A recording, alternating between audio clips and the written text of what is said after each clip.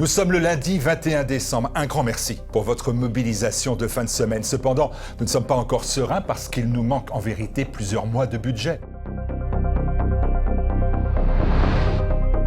Alors mon appel devient forcément urgent. Il reste quelques jours, une grosse semaine, pour atteindre les objectifs financiers qui assureront la survie de votre chaîne en 2021. Notre budget annuel est à nos yeux important en réalité. Il ne représente non pas 3 mois, pas 3 jours, pas 3 heures, mais 2h20 de programme de France Télévisions financé par vos impôts. Avec beaucoup d'ingéniosité, la première chaîne audiovisuelle alternative de France poursuit sa progression et se renforce, touchant dorénavant des millions de visiteurs uniques. Soutenez le projet de TV Liberté en faisant un don défiscalisé impérativement avant le 31 décembre. Aidez-nous tout de suite ensemble pour nos libertés. Frappons plus fort.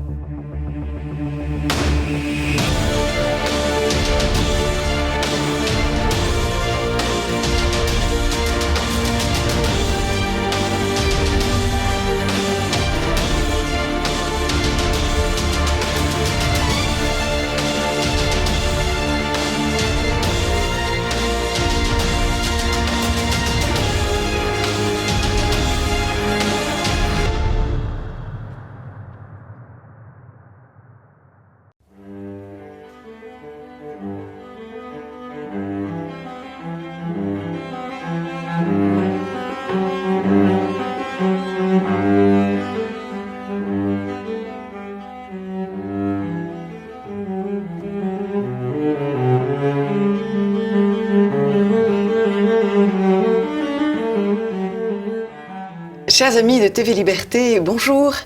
Nous avons la joie de recevoir en cette veille de Noël un grand pianiste. Bonjour Jacques Dore.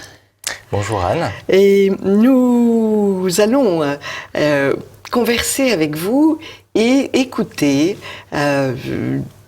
quelques-uns des extraits de vos disques, et dont le premier s'appelle Récital de Noël. Ça tombait bien.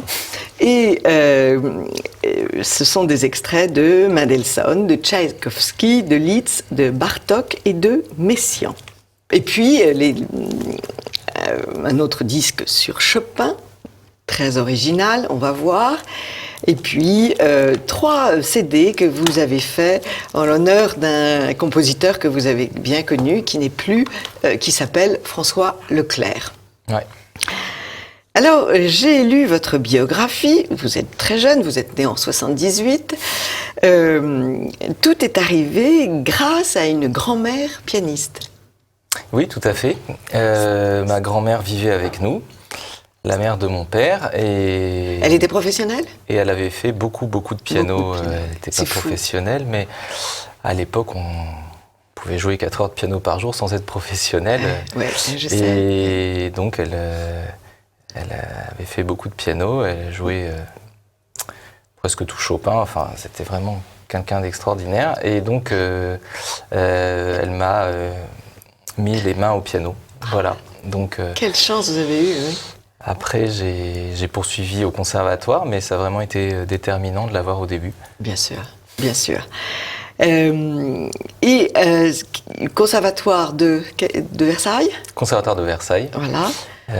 J'ai eu Jacques Coulot d'abord comme professeur de piano. Ensuite, j'ai eu Francis Vidil. Oui. Et puis, j'ai passé mes examens, mes diplômes d'État, etc. Et après, j'ai travaillé à Paris avec une professeure qui s'appelait Marie-Christine Calvé, oui. à qui je dois beaucoup. Voilà. Et puis, j'ai rencontré également en parallèle François Leclerc, compositeur. Après avoir eu Solange Ancona aussi, c'était une compositrice qui était au Conservatoire de Versailles, qui m'a beaucoup influencé. Mais par la suite, ça a été François Leclerc dont la rencontre a été déterminante aussi dans ma vie, pour ma formation de musicien en général.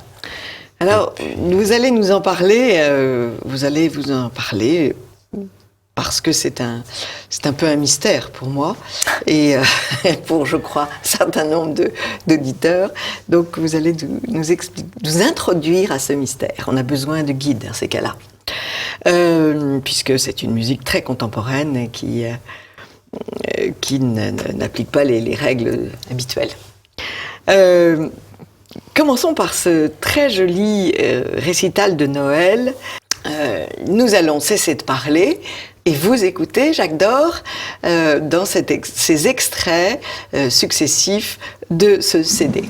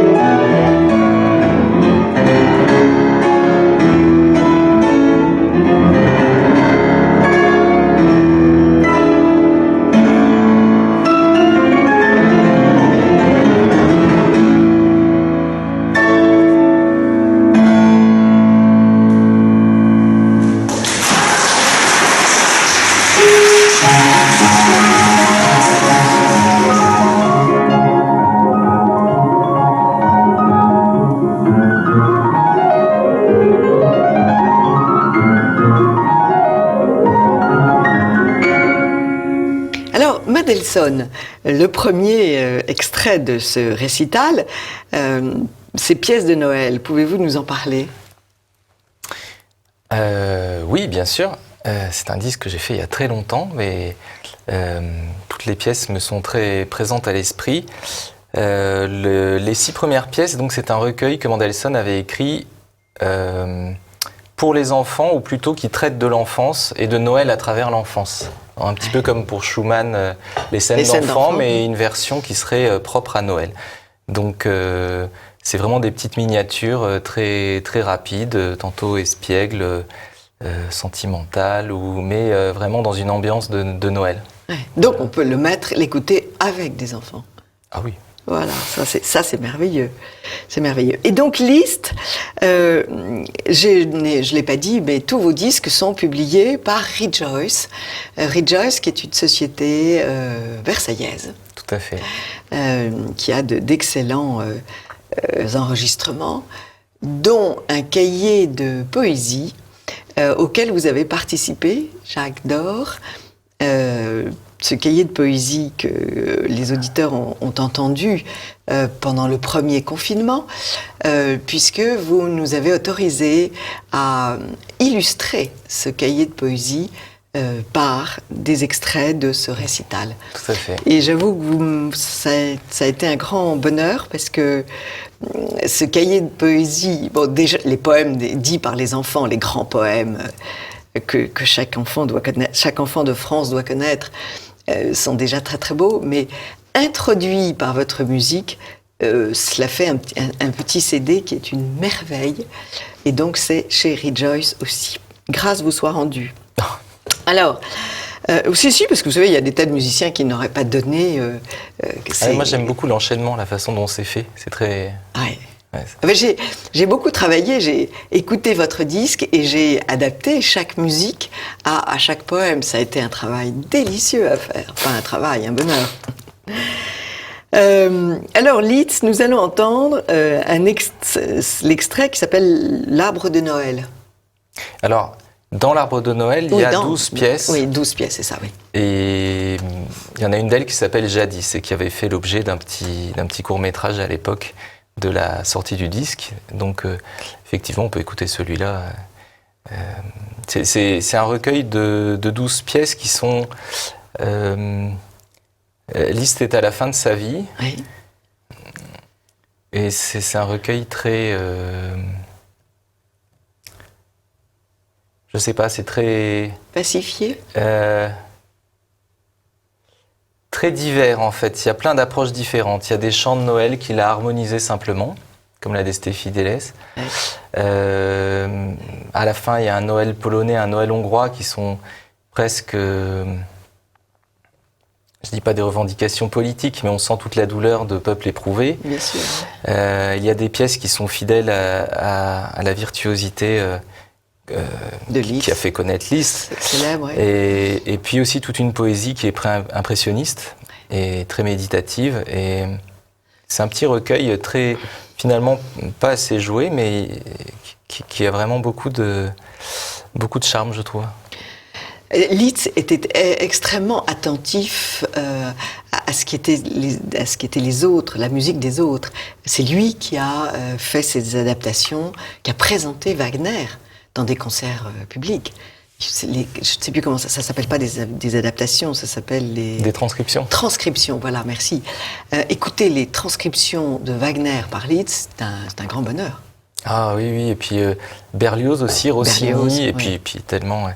J'avais acheté il n'y a pas très longtemps l'intégrale Liszt qu'a fait un pianiste anglais, et c'est un coffret de 100 CD, et en fait, une fois passé les 15 premiers CD qui sont vraiment des œuvres de Liszt, il a transcrit tout ce qui se jouait à son époque à l'orchestre, il l'a mis pour piano, parce que c'était un moyen de diffusion à l'époque. Oui, il n'y avait pas de CD et Voilà. pas de radio, donc... Il a soutenu tous ses amis comme ça. Il a soutenu tous ses amis. Une grande générosité, en fait. C'est une grande générosité. Alors, un extrait de cet arbre de Noël, Jadis, en vous remerciant de choisir des musiques que nous n'avons pas l'habitude d'entendre. Vous nous faites découvrir des trésors, et en fait, c'est très agréable parce que quand vous écoutez certaines radios entièrement consacrées à la musique, on a très vite une impression de monotonie, parce que c'est toujours les mêmes morceaux. Et ça n'a pas d'intérêt. On a envie de découvrir. Il y a encore tellement de choses. C'est comme si en littérature, on nous faisait entendre toujours le même texte. Ouais. Alors, même s'il est bien dit, s'il est dit avec des voix différentes, c'est toujours le même texte. Et donc, on a besoin d'aller à l'aventure et d'être plongé dans un bain nouveau. Donc, c'est ce que vous avez fait avec Chopin, on en parlera après. Donc, écoutons Jadis, tiré de L'Arbre de Noël de Liszt. C'est enregistré. Alors, ça a été filmé au Théâtre Montansier, dans le foyer du Théâtre Montansier, où il y avait un beau piano. Et c'était un tout jeune réalisateur qui s'appelait Pierre Lattès, qui m'avait fait l'amitié de me proposer de faire une sorte de clip autour de ce disque pour le promouvoir à l'époque. Et voilà. Et donc voilà. Et voilà, c'est fait. Merci à Pierre Lattès. On vous écoute, Jacques Dore.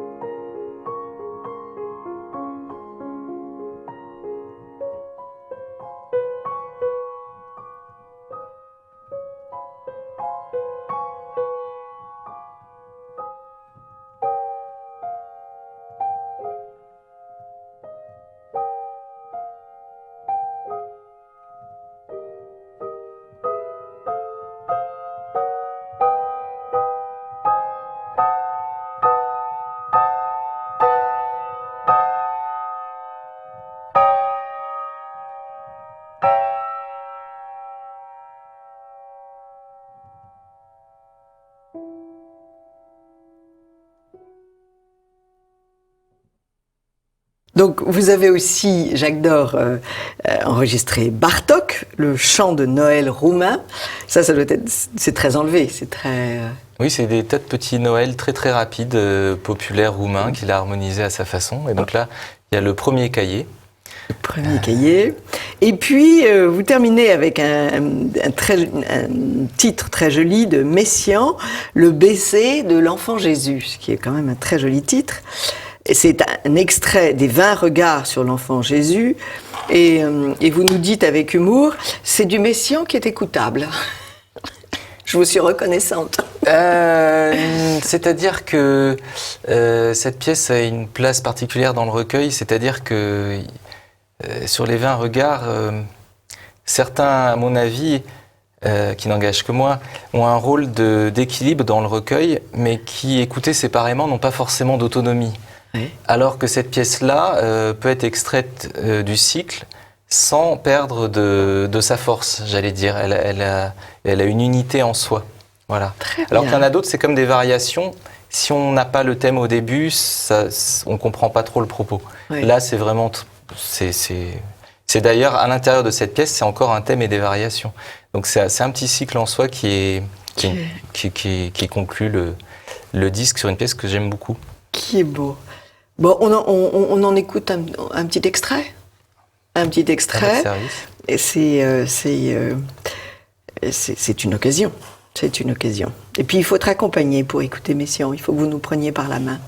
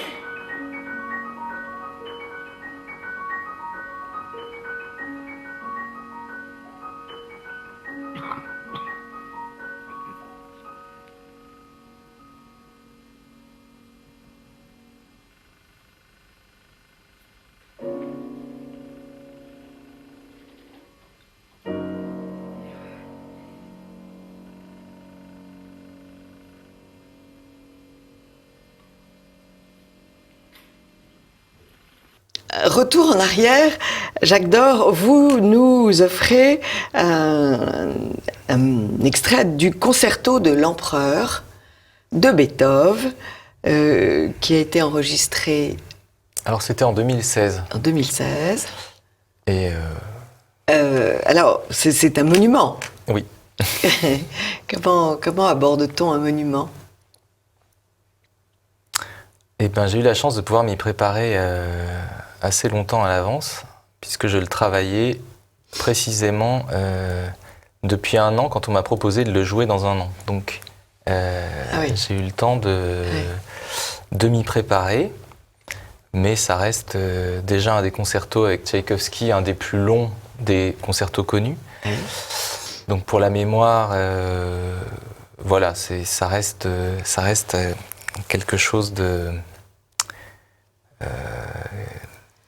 oui, je ne sais pas comment dire, c'est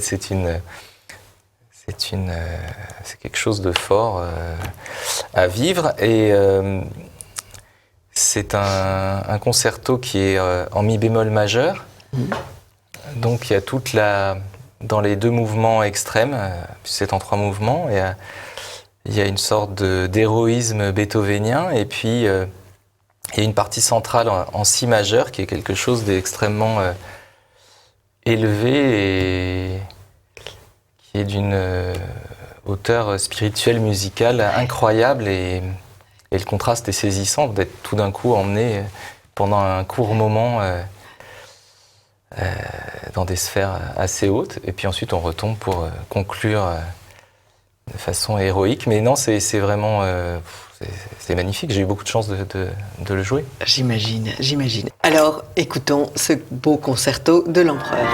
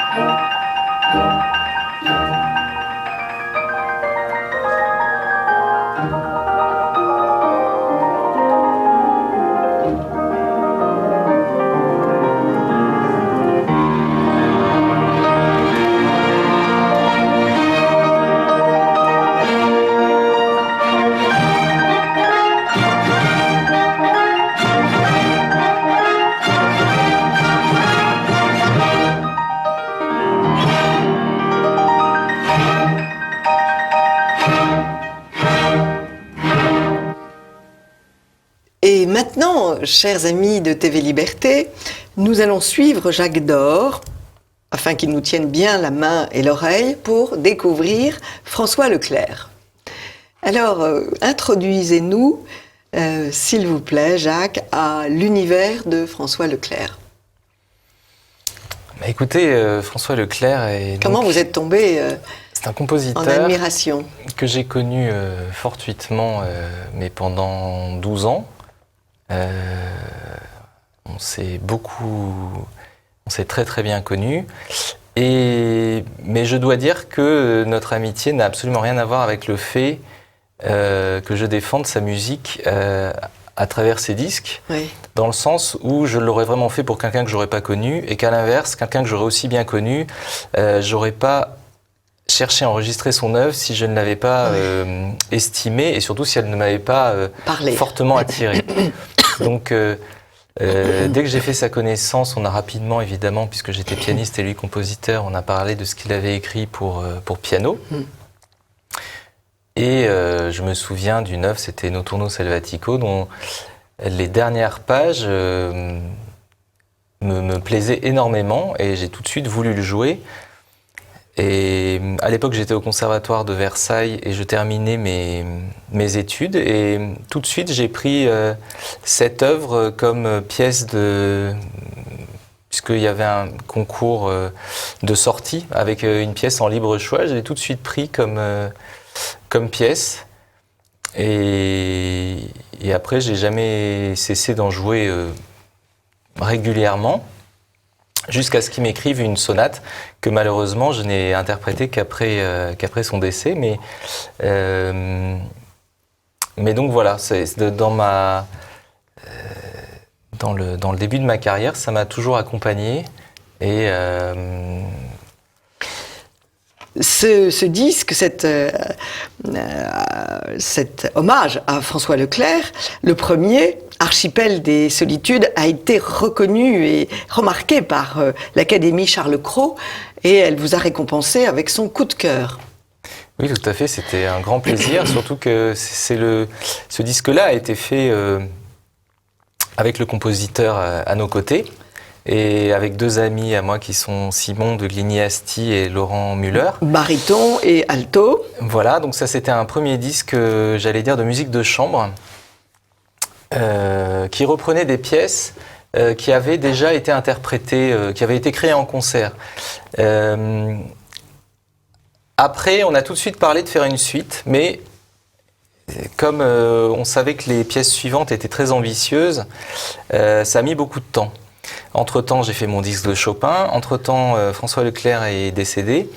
Et après, très vite, on a commencé à enchaîner les disques, puisque suite à sa mort, c'était l'occasion pour beaucoup de gens de se rencontrer et d'envisager des collaborations qui, à l'époque, n'étaient pas existantes. Et ça a permis de faire les 2 volumes suivants et d'en prévoir encore. Les villes invisibles, donc, et le son et l'esprit. Alors, vous disiez que c'était appuyé sur des livres. Les titres étaient appuyés sur des livres. Et que lui-même... Alors, certains titres, oui. Par exemple, Archipel des solitudes, c'est un recueil de poèmes de Gilles Gourdon. Et lui en a extrait certains poèmes pour en faire un cycle. D'autres pièces, la musique pour alto seul est une musique pas abstraite, mais il n'y a pas de support littéraire particulier. Sur ce disque-là, effectivement, c'est le support littéraire qui donne tout simplement le texte que chante le baryton. Alors, on voit d'ailleurs déjà dans les couvertures, c'est un monde, on a l'impression d'un monde mécanique, d'un monde industriel, d'un monde, celui qui s'appelle Les villes invisibles. On est vraiment, quand on l'écoute, on est dans un appartement au bord d'un chemin, au bord d'une ligne de métro.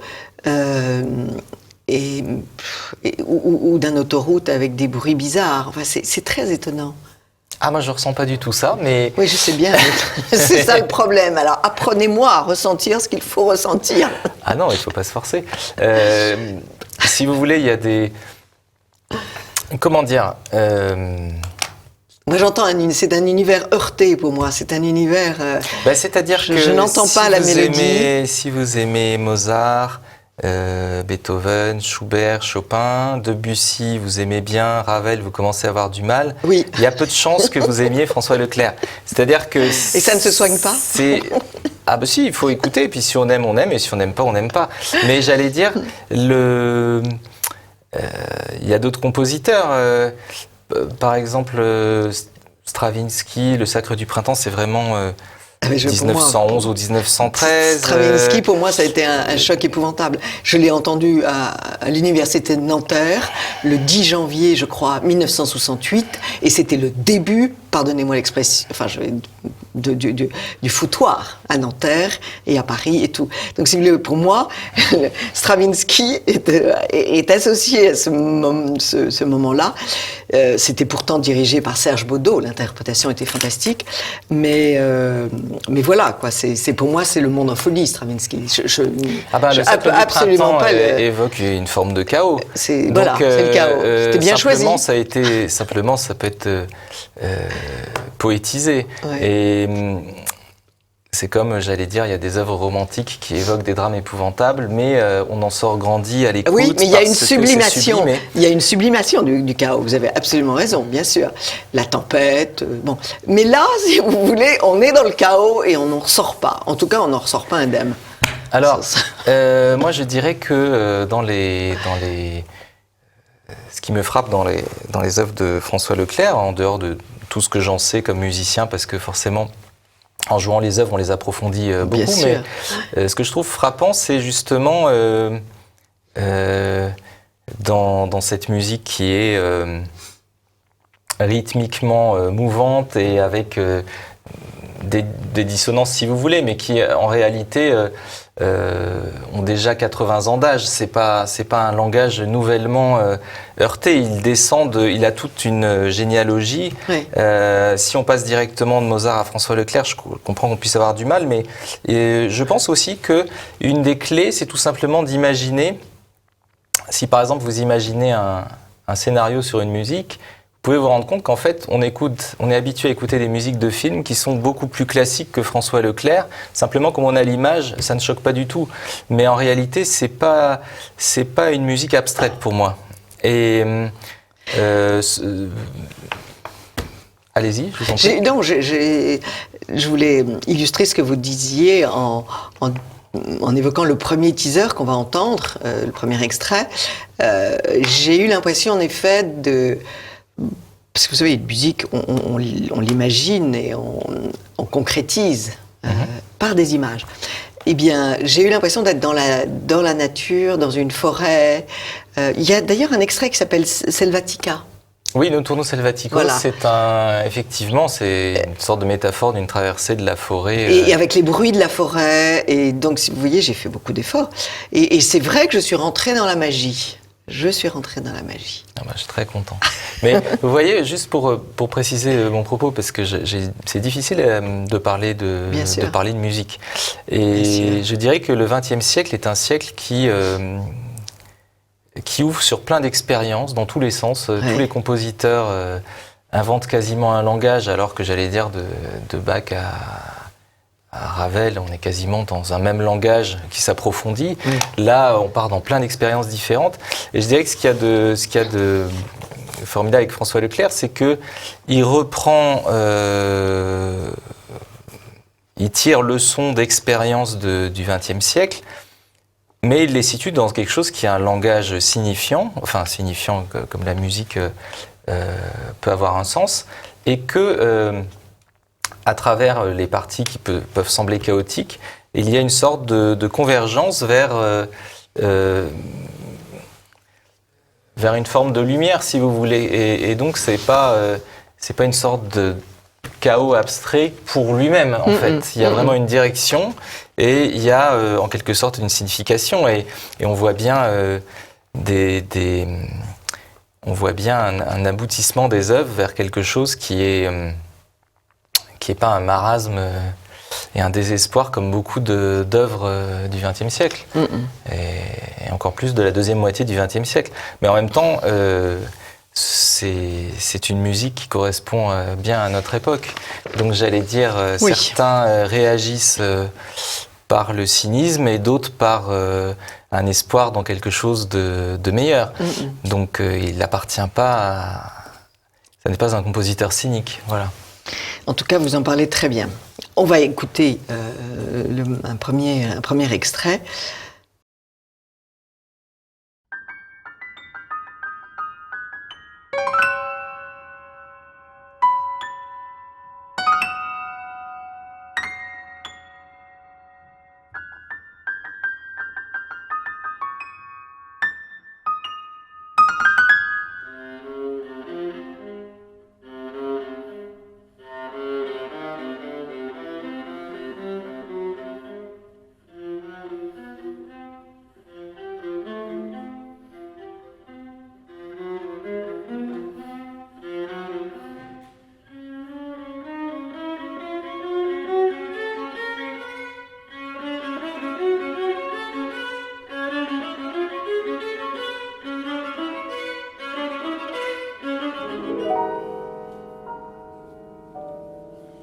Le corps se déploie en tapis de prière.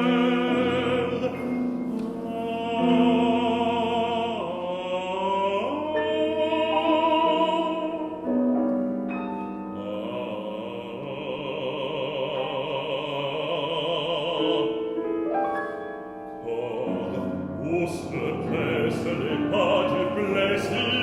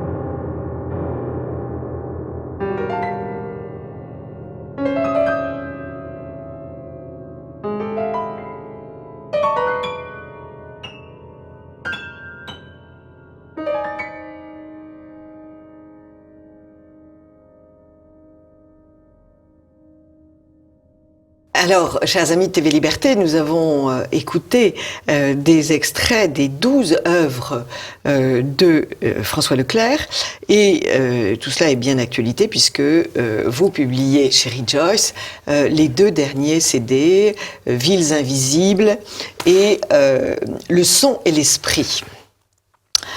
Et puis, terminons cette émission avec Chopin, pour lequel vous avez posé un joli acte. Vous nous donnez des pièces de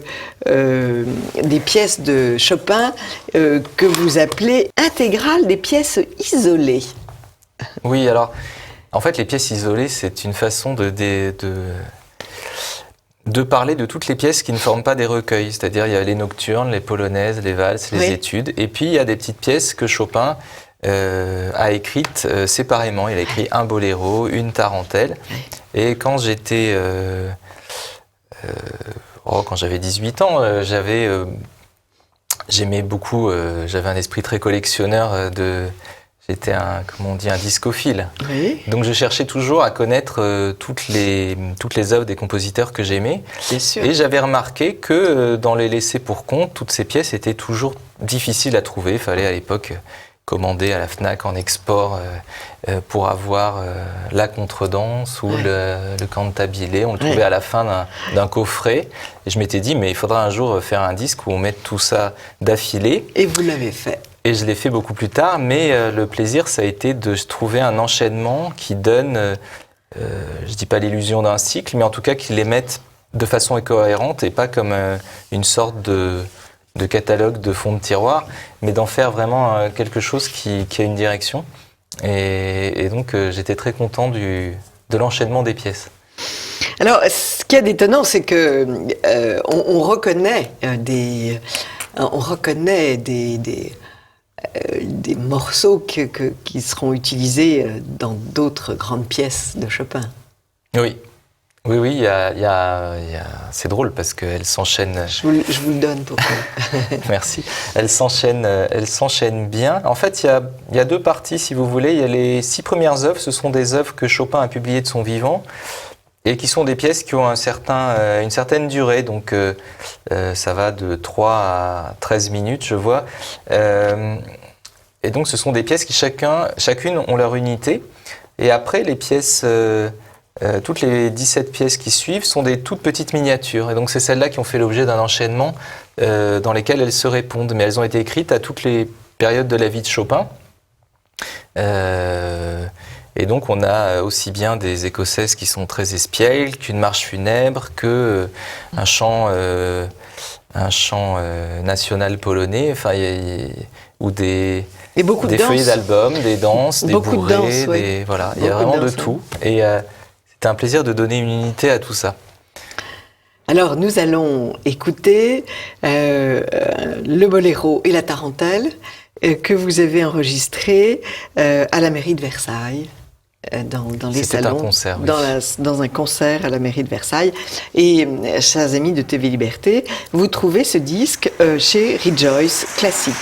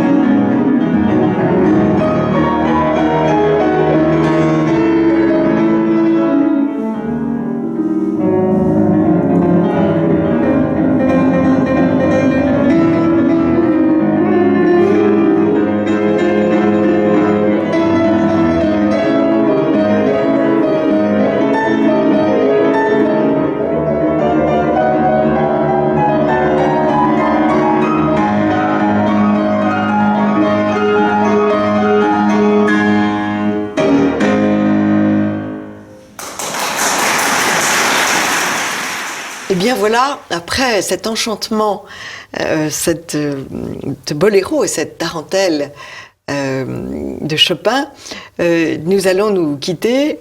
Cette période est difficile pour un artiste, Jacques Dore, que ce confinement, les concerts s'espacent.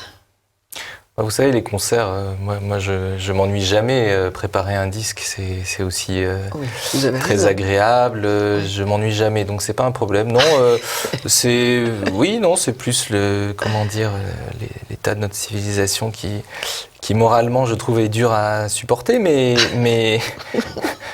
on peut espérer que ça change bientôt. Mais vous connaissez la phrase de Sioran, Jacques Dore. Si Noé avait pu lire l'avenir, il n'est pas douteux qu'il se fût sabordé immédiatement. Ah, mais il aurait eu tort. C'est passionnant comme époque. Voilà. En tout cas, merci beaucoup. Donc, vous dirigez une mairie, vous dirigez une société, vous voulez les remercier par un beau concert. Eh bien, vous invitez Jacques Dore. Il a son site internet, tout simplement, jacquesdore.com. Ah oui. Tout simplement. Et merci pour ce moment enchanteur. Et à très vite pour un nouveau disque. Nous aurons beaucoup de joie de vous annoncer. Vous étiez venu présenter le... Chopin. Ouais. Déjà. Ouais. À très très vite. Merci Jacques Dore. À très Merci vite, à vous, Anne. chers téléspectateurs. Et très joyeux Noël.